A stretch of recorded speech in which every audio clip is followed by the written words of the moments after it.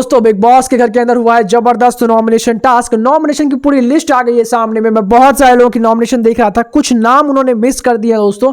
यहाँ पर कुछ नाम को लेकर के उनको कंफ्यूजन था, लेकिन दोस्तों मेरे पास कंफर्म लिस्ट आ चुकी है। मैं आपको बताता हूँ कि क्या कुछ है उसमें और कैसे यहाँ पर कुछ ऐसे लोग बच गए दोस्तों इस वीक में फिर से, जो कि दोस्तों बचने नहीं चाहिए थे भाई। और इस बार दोस्तों लिटरली काफी वो स्ट्रांग कह सकते हैं आप, काफी स्ट्रांग नॉमिनेशन हुआ इस वीक में। हालांकि इस वीक में दोस्तों मेरे पास कुछ और भी अपडेट है, मैं बोनस अपडेट भी आपको दे देता हूं कि इस वीक में मिड वीक एविक्शन भी होने वाला है और उसके वजह से दोस्तों ये जो है नॉमिनेशन की लिस्ट बनी है। और उसके बाद दोस्तों फिर से एक बार एक पावर दिया जाएगा यहाँ पे टाइम गॉड रजत को, और उसमें फिर से थोड़ा मैनिपुलेशन होगा नॉमिनेशन में। बट फिलहाल जो नॉमिनेशन में हुआ है और ये सारी हरकतें क्यों हो रही है दोस्तों, क्योंकि लिटरली मेरे को जो मालूम चला है कि 3-3 घर के अंदर लड़कियां आ रही है एज वाइल्ड कार्ड एंट्री, तो इस वजह से दोस्तों बहुत ज्यादा बढ़ जाएगा यहाँ पर घर के अंदर के कंटेस्टेंट। तो मिड वीक एविक्शन को भी प्लान किया गया है और उसी के हिसाब से दोस्तों यहाँ पर उसको मालूम था कि रजत जो है यहाँ पर कुछ ऐसे नाम को चुनेगा जो कि पूरे कहीं ना कहीं चक्कर में फंसेंगे और स्ट्रांग कंटेस्टेंट रहने के बावजूद उनको घर से बाहर जाना पड़ेगा।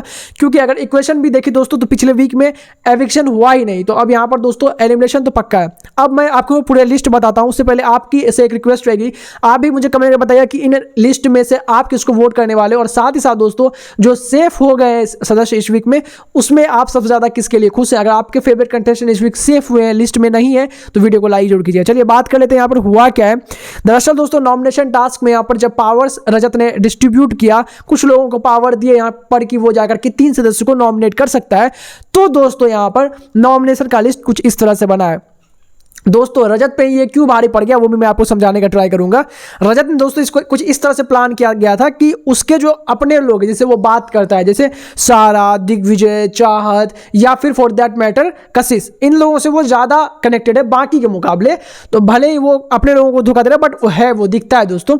तो अब यहाँ पर जो है ऐसा हुआ नहीं, वहां पर दोस्तों फंस गए, यहाँ पर रजत का चाल भी फंस गया और वो भी फंस गए।